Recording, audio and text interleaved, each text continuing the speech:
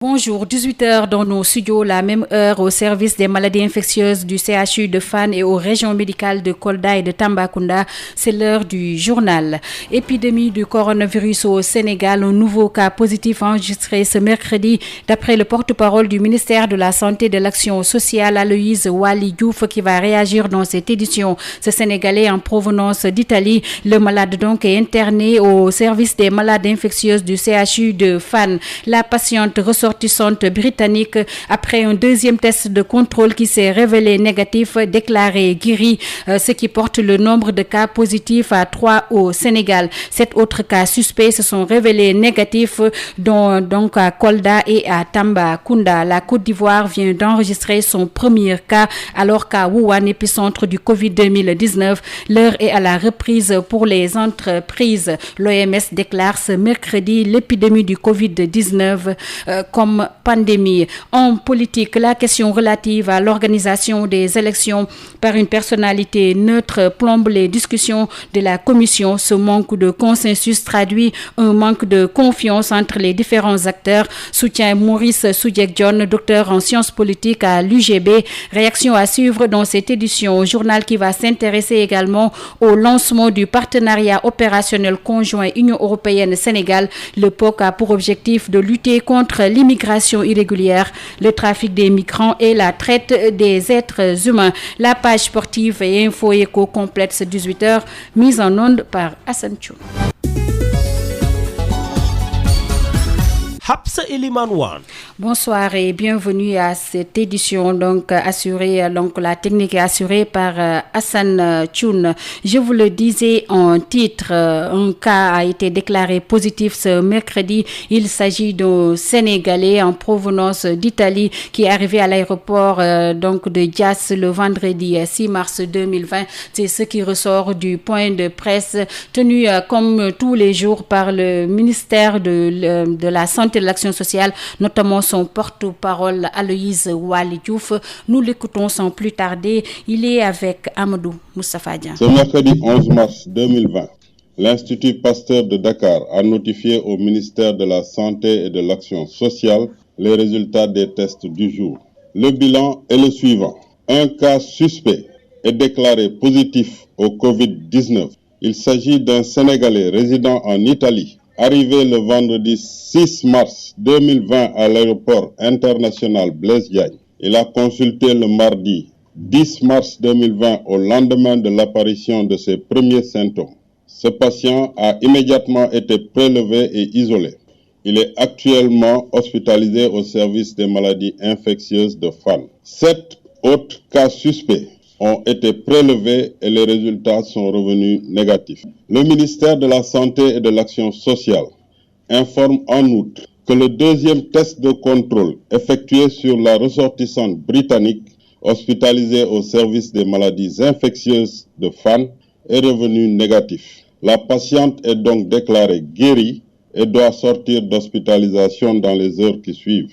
L'état clinique des 2 autres patients précédemment déclarés positifs est actuellement hospitalisé au service des maladies infectieuses de Fann. Leur état clinique est stable.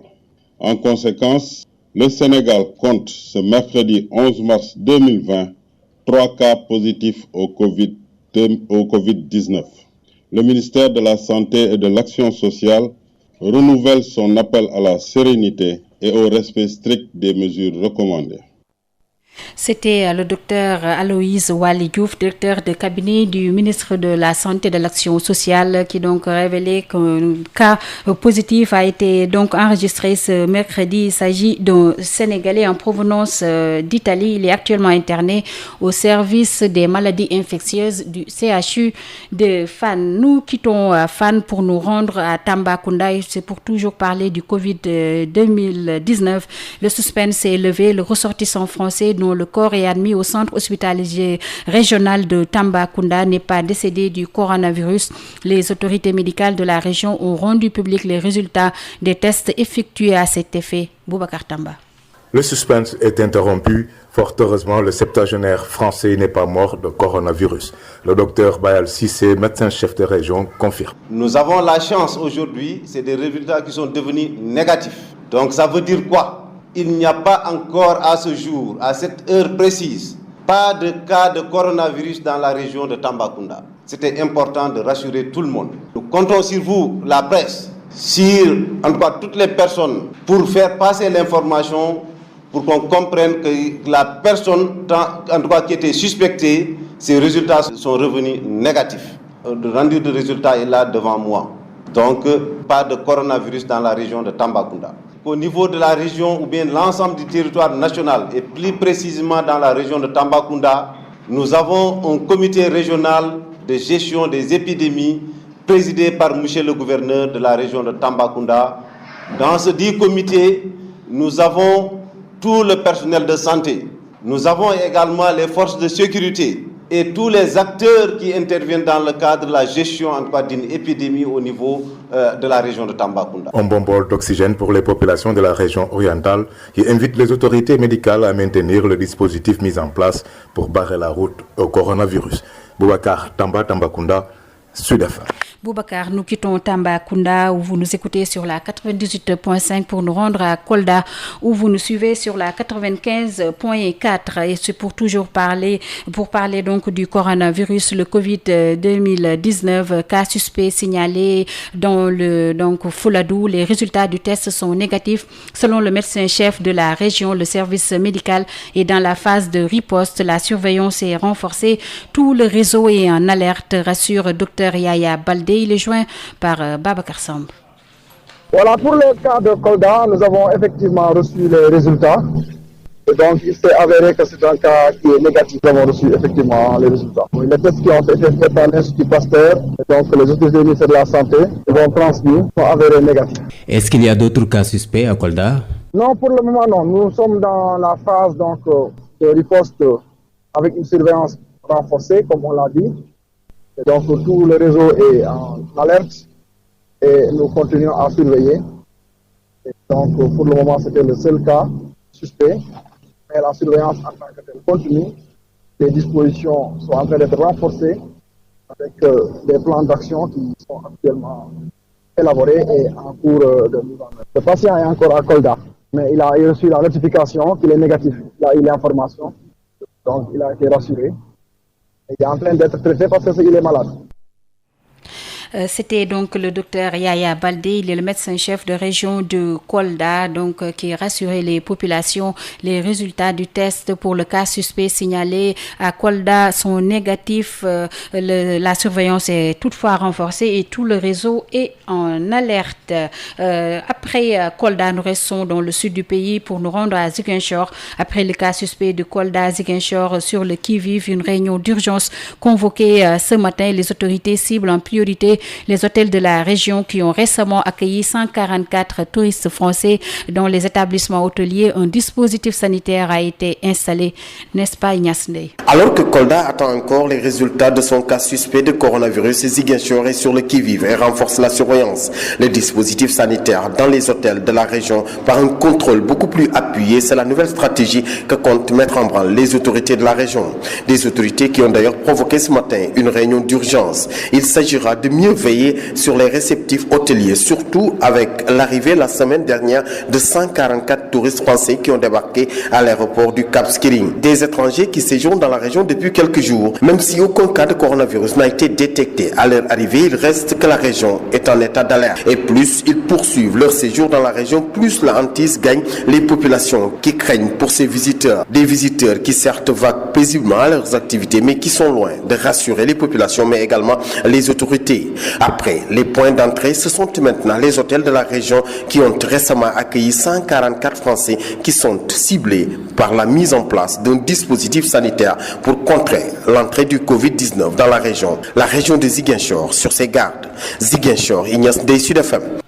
Ignace Ndeye, merci. Retenez avec nous que l'Organisation mondiale de la santé a déclaré ce mercredi 11 mars que l'épidémie du Covid-19 qui a contaminé plus de 110 personnes dans le monde depuis fin décembre peut être considérée comme une pandémie. Le directeur général de l'OMS a donc fait part ce mercredi de sa profonde inquiétude face au niveau alarmant d'inaction de la communauté internationale, face au niveau de propagation de l'épidémie du nouveau coronavirus. Le nombre de cas hors de Chine a été multiplié par 13 au cours des 2 dernières semaines. Un premier cas, justement, a été détecté à Santhiou ce mercredi en Côte d'Ivoire. Selon un communiqué du ministère de la Santé, le malade est un Ivoirien de 45 ans ayant séjourné en Italie, sans donner de précision sur sa date de retour en Côte d'Ivoire. Il est pris en charge au CHU de Treichville et son état clinique est considéré comme stable et rassurant. 238 nouveaux cas ont été confirmés au Qatar et parlons toujours du coronavirus avec ses conséquences. L'édition 2020 de l'E3, le plus grand salon du monde du jeu vidéo, est annulée. L'Italie débloque 25 milliards d'euros pour surmonter la crise. Je vous l'avais dit dans les titres, qu'à Wuhan, donc l'épicentre du Covid-19, l'heure est à la reprise pour les entreprises.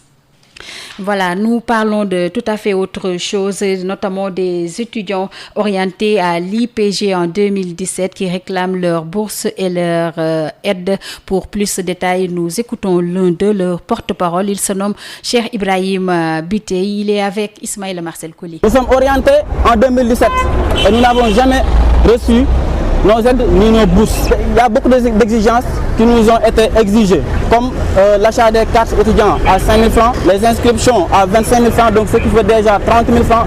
Il y a aussi l'achat des uniformes qui est à 30 000 francs. Nous devons aussi payer un encadreur pour nos aides mémoire. Et ça fait au minimum 50 000 francs. Et tous les jours, nous faisons des frais de photocopie.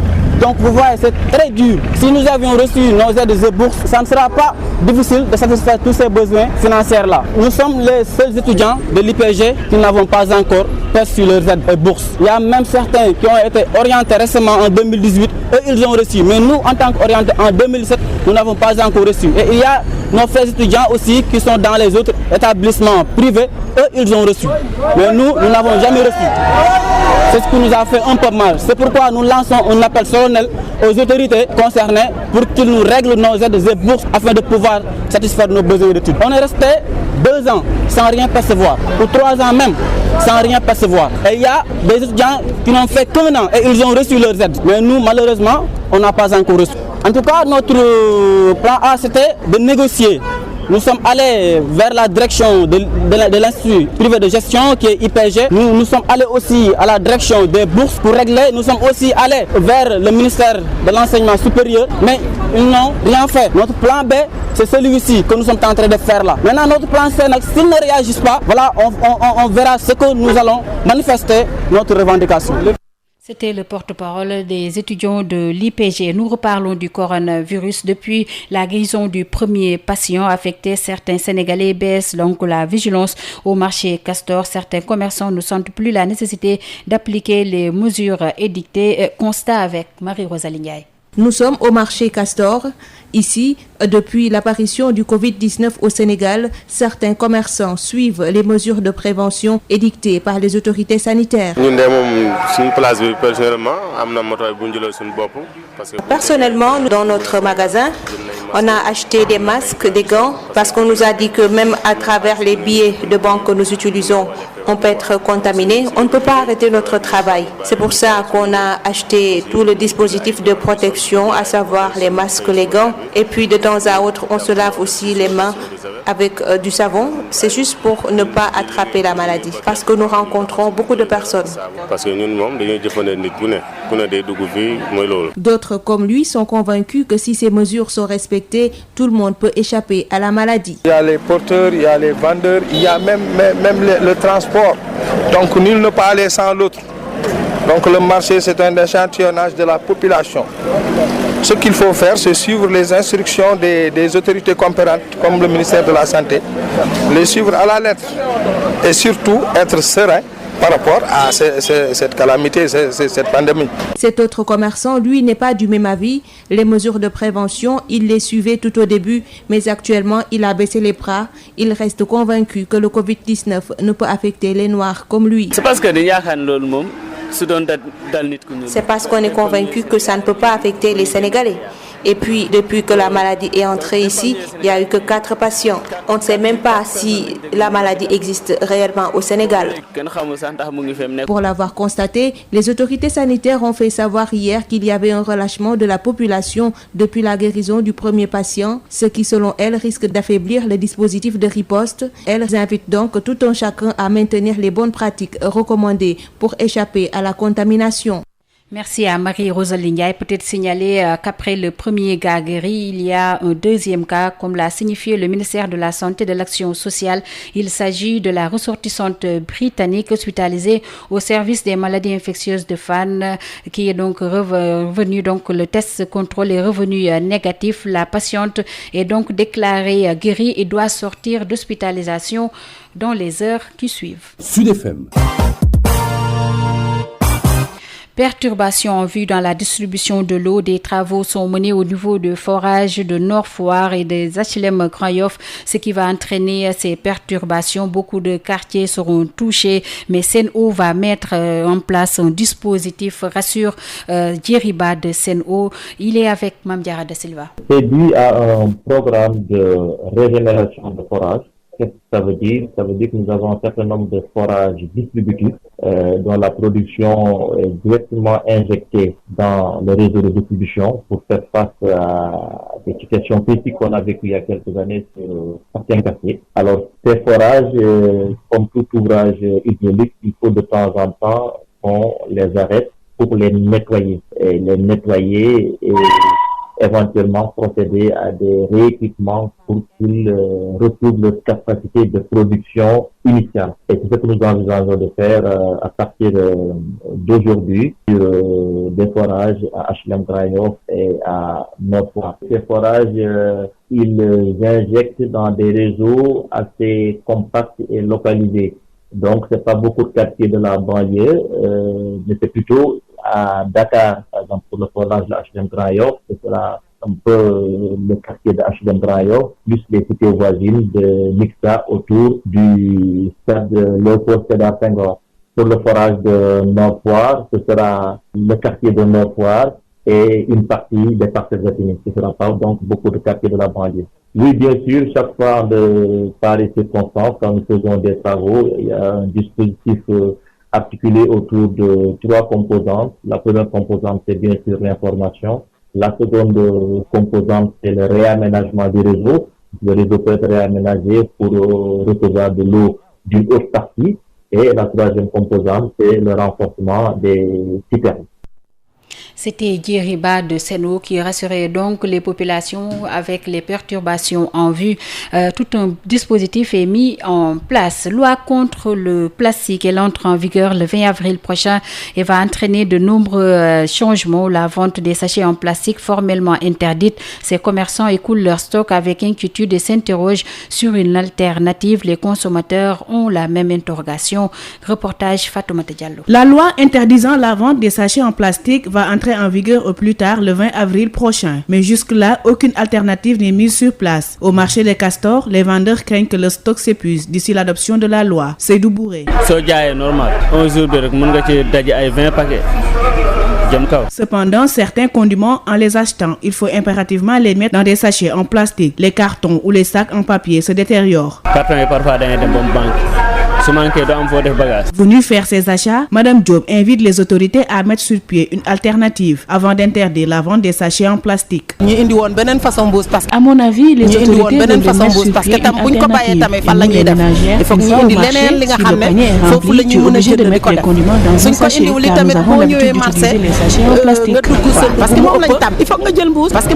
Ce monsieur, trouvé avec ses collègues de surveillants au marché Castor, lui, son principal souci, c'est l'impact sur le secteur informel. Parce que beaucoup de jeunes entreprennent dans ce domaine. Tout le monde n'a pas un numéro de matricule et est fonctionnaire. Il y a tellement de gens qui travaillent dans l'informel et ils vont créer vraiment un bruit qui n'est pas nécessaire, à mon avis. Cette loi devrait être bien étudiée avant d'être mise en œuvre. Il faut dire que la première tentative d'application de la loi votée en 2015 a été un échec. Une loi qui n'a été effective que dès les premiers mois avant que les produits plastiques ne refassent surface. Selon le ministre Abdou Karim Sall, toutes les dispositions seront prises pour son application.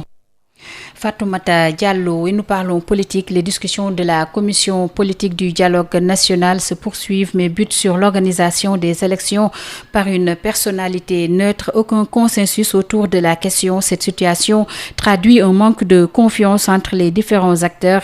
L'opposition n'est pas en position de rapport de force favorable pour imposer une telle avancée démocratique. Le pouvoir n'est pas prêt à lâcher du lest. Selon Maurice Soudieck-Dione, le contexte politique actuel et les actes posés par le président Macky Sall ne vont pas dans le sens de renforcer la démocratie, martèle le docteur en sciences politiques, docteur Maurice Soudieck-Dione, que nous écoutons avec Babacar Samb. Je crois que cela traduit une suspicion, un manque de confiance entre les différents acteurs intéressés. À l'entame, lors des préparatifs de l'élection présidentielle de 2019, le président Sall avait opposé un niet, une fin de non-recevoir de façon catégorique à cette revendication de l'opposition. Mais au-delà de cela, je me pose des questions de fond par rapport à cette requête de l'opposition.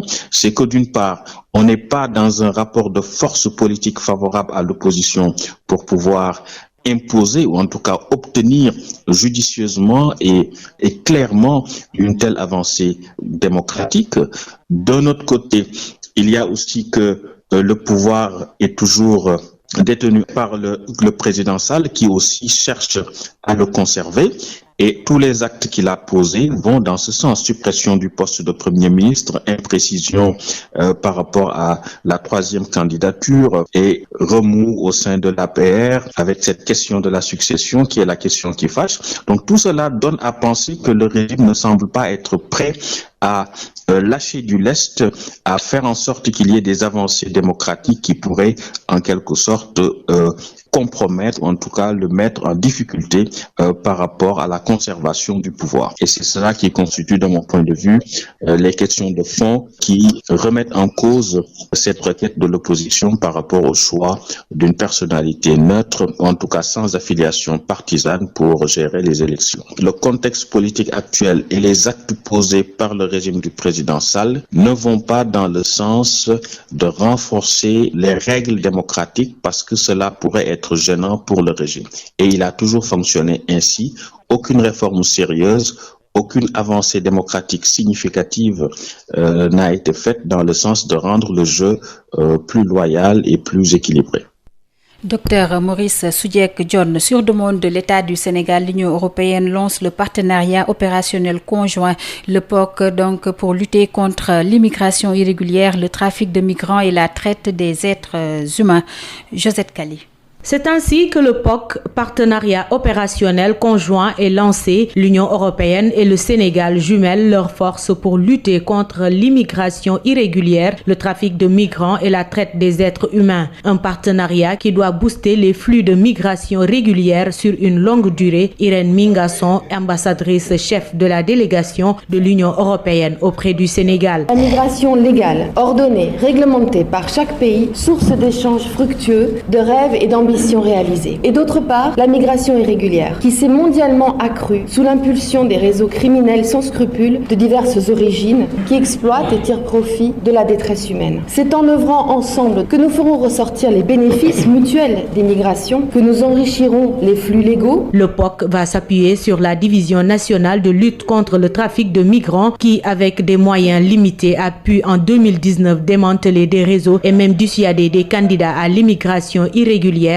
Aly Ngouille Ndiaye, ministre de l'Intérieur. Même si les moyens matériels de la division sont encore très limités, puisqu'en 2019, cette unité a diligenté 64 enquêtes, 23 pour faux et il y a de faux documents sur les documents de voyage et 23 filières de trafic de migrants démantelées. Ces enquêtes se sont traduites par l'interpellation de 220 personnes, dont 71 ont été déférées devant la justice. Pour Aly Ngouille Ndiaye, ici, la lutte sera élargie à d'autres ministères. 4 ministères sont impliqués, le mien bien entendu, avec la DEPAF, la DPJ et la DSP, mais aussi celui des forces armées avec la gendarmerie nationale, celui de l'économie et du budget par la douane et la CENTIF, et enfin le ministère de la Justice, avec entre autres la direction des affaires criminelles et des grâces. Cette multiplicité des bénéficiaires et des intervenants traduit parfaitement le caractère interministériel du POC. Après le soutien en moyens et en formation au comité, l'Union européenne veut freiner cette immigration en développant des opportunités dans plusieurs secteurs. L'objectif est de développer des opportunités ici, au Sénégal. Il est possible de réussir. Techifi. Et pour cela, il faut bien sûr accompagner de création d'opportunités, d'emploi, de formation dans de nouvelles filières, qu'elles soient industrielles, agricoles. Le partenariat opérationnel sera dirigé par le commissaire Gonzalez de la FIAP avec l'appui de Civipol. Et pour notre pays, c'est le commissaire Mame Seydi Ndour qui a été désigné par le ministre de l'Intérieur comme point focal. Josette Kali, fin de la visite du président de la Guinée-Bissau, Umaro Sissoko Embalo, une visite d'amitié qui s'inscrit dans l'ordre normal des choses. En plus, le Sénégal et la Guinée-Bissau partagent un certain nombre de préoccupations. Ce pays donc peut servir d'allié pour instaurer la paix définitive en Casamance. Propos de l'ancien ambassadeur Falilou Kane. Il est joint par Adjane Mariam Ndiaye. Ils entretiennent de bonnes relations dans beaucoup de domaines.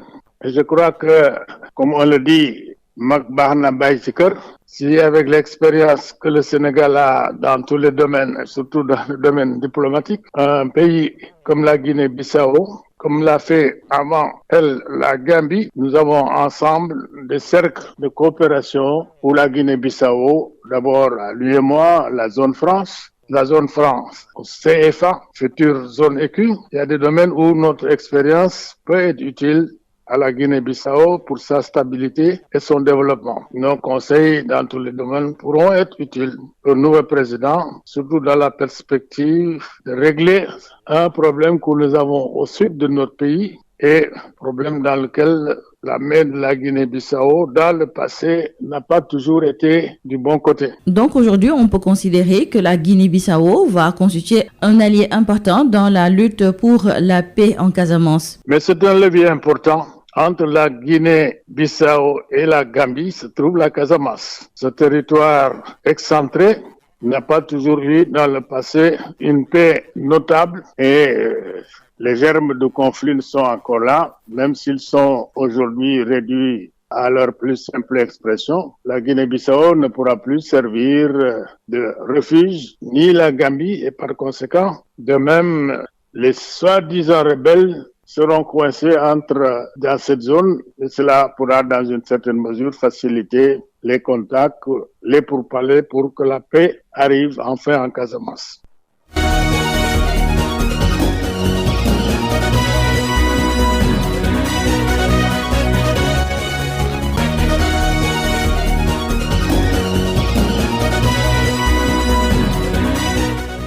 Vous l'avez compris, nous allons parler de sport à présent. Football éliminatoire 4 2021, CAN 2021. Donc, 3e et 4e journée prévue fin mars. La Gambie et le Kenya demandent le report des matchs à cause du coronavirus. La plupart des joueurs de ces deux pays évoluent en Europe, une zone donc touchée par l'épidémie. Il y a un risque de propagation avec ces rassemblements, selon le président de la commission médicale de la Fédération sénégalaise de football, Dr Ababakar Sadis Ngom, avec Elhaj Malingay.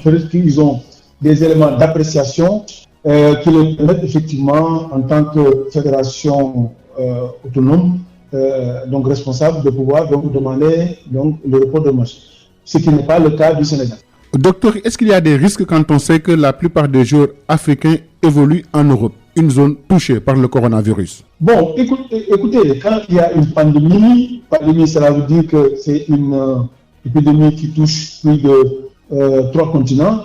Il y a effectivement un risque mondial. D'ailleurs, l'Organisation mondiale de la santé considérait qu'ils sont à l'étape 3 de la mobilisation générale donc, de l'épidémie. Cela veut dire quoi? Cela veut dire que non seulement les mouvements des personnes devraient être limités, mais également intramuros, les mesures préventives devraient prendre encore beaucoup plus d'ampleur. Comme ici, le cas du Sénégal, chaque jour, vous voyez le ministère de la Santé fait une mise à jour donc, de la situation. Et d'après les informations que nous avons eues, effectivement, il y a une maîtrise intramuros, en tout cas, de la situation. Mais il faut également considérer qu'effectivement, dans cet état-là où on se trouve, il y a à prendre en considération de limiter donc les mouvements intercontinentaux. C'était le docteur Ababakar Sadir Ngom de la Fédération sénégalaise de football. Ligue européenne des champions, suite des huitièmes de finale, retour ce mercredi. Battu à l'aller 2-0 par Dortmund, le PSG tentera de se racheter, un match qui va se jouer à huis clos à cause du coronavirus. Leur situation très compliquée par les Parisiens qui peinent à franchir les huitièmes de finale depuis quelques années, selon notre confrère de l'Obs TV, Hassan Sen. Je pense que c'est un Paris Saint-Germain remonté à bloc, gonflé à bloc, qui fera face à Dortmund cet après-midi, sans ses supporters. Mais attention aussi avec une équipe de Dortmund décomplexée, qui va jouer son jeu, qui va leur poser beaucoup de problèmes. C'est dommage qu'il n'y aura pas d'ambiance, mais ce sera un bon match à regarder. Parce que je pense qu'il y aura du jeu et il y aura vraiment de tout ce que le football demande comme ingrédient, de l'engagement, de la détermination du côté parisien. Je pense qu'on verra un Paris Saint-Germain mieux que les 3 dernières années et logiquement qui devrait passer enfin cette fois-ci. Alors, est-ce que l'absence du public ne peut pas impacter sur le match? Bon, l'absence du public, parce qu'ils ont un public tellement chaud, les virages de Boulogne, les supporters du Paris Saint-Germain, pour quelqu'un qui les entend, c'est forcément un handicap. Parce que eux, c'est un 12e homme qui pousse et qui fait son travail comme il faut. Mais bon, ils ont promis ils ont même demandé des autorisations pour être aux alentours de stade, à 50 mètres du stade, pour montrer à l'équipe que nous sommes là.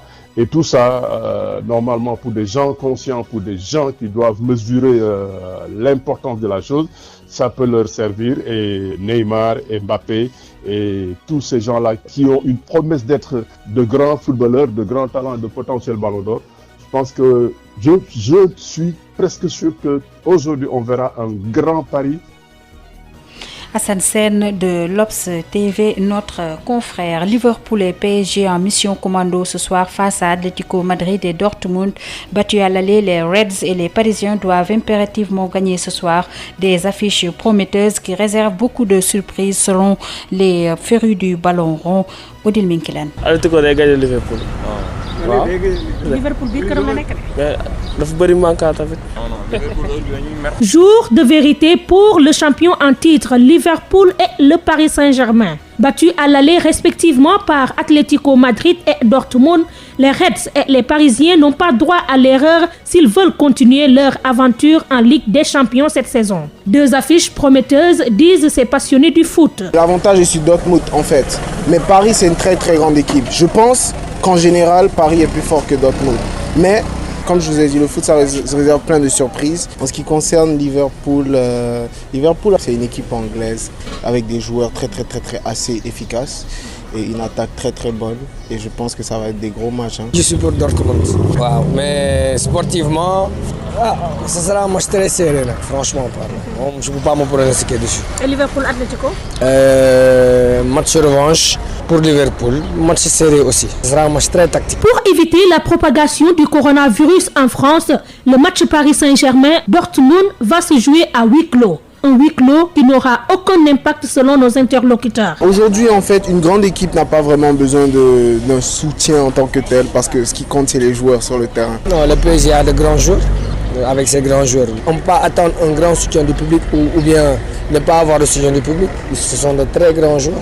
Je pense que ça ne va pas jouer en défaveur pour eux. Paris Saint-Germain, Dortmund, Liverpool, Atlético Madrid, quelles sont les deux équipes qui vont franchir le cap des huitièmes de finale? La réponse ce soir. La BICIS, Banque internationale pour le commerce et l'industrie du Sénégal, la BICIS, la banque d'un bon échange, vous offre le journal de l'économie.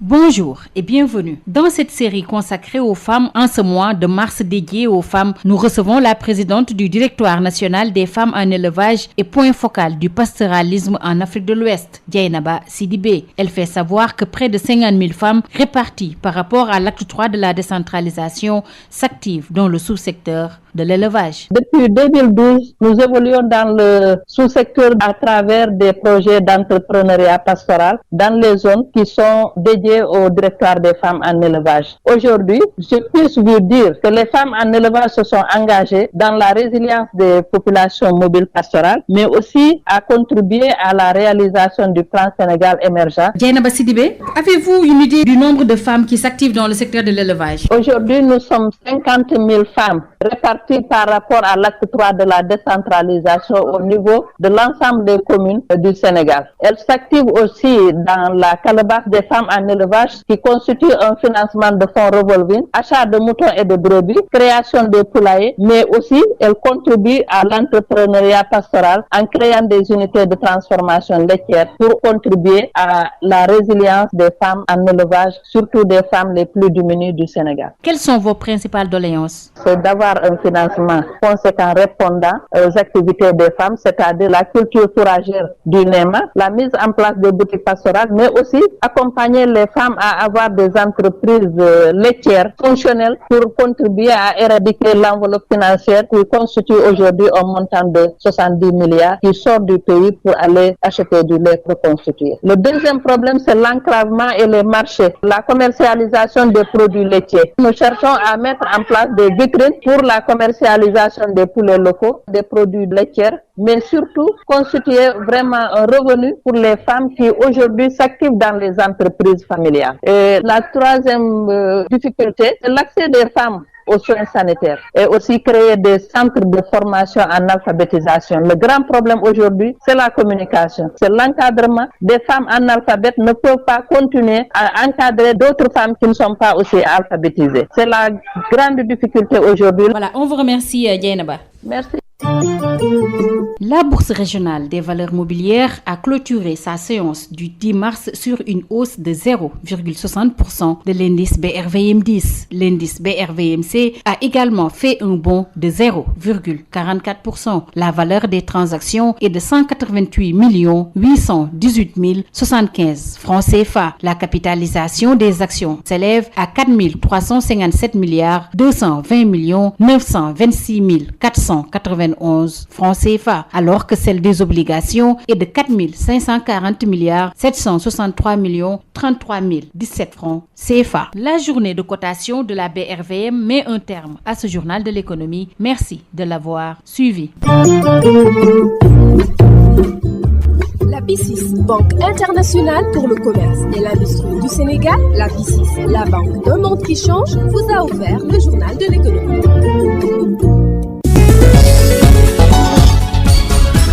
Hapsa Eliman Wan.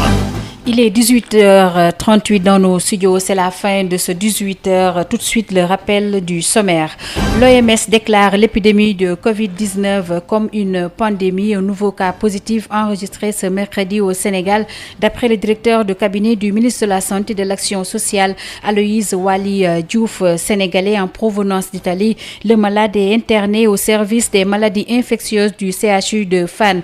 La patiente ressortissante britannique, après le deuxième test de contrôle qui s'est révélé négatif, est déclarée guérie, ce qui porte le nombre de cas positifs à 3 au Sénégal. 7 autres cas suspects se sont révélés négatifs, dont ceux de Kolda et de Tambacounda. La Côte d'Ivoire vient d'enregistrer son premier cas ce mercredi, alors qu'à Wuhan, épicentre du Covid-19, l'heure est à la reprise pour les entreprises. Le point, c'était dans cette édition. En politique, la question relative à l'organisation des élections par une personnalité neutre plombe les discussions de la commission politique. Ce manque de consensus traduit un manque de confiance entre les différents acteurs, soutient Maurice Soudieck-John, docteur en sciences politiques à l'UGB. Il a réagi dans cette édition qui s'est également intéressée au lancement du partenariat opérationnel conjoint Union européenne-Sénégal. Le POC a pour objectif de lutter contre l'immigration irrégulière, le trafic des migrants, mais également la traite des êtres humains. La page sportive et info éco ont complété ce 18h mise en onde par Hassan Thioune. Merci à lui. Merci également à vous, auditrices et auditeurs de Sen Radio. Très bonne suite de programme.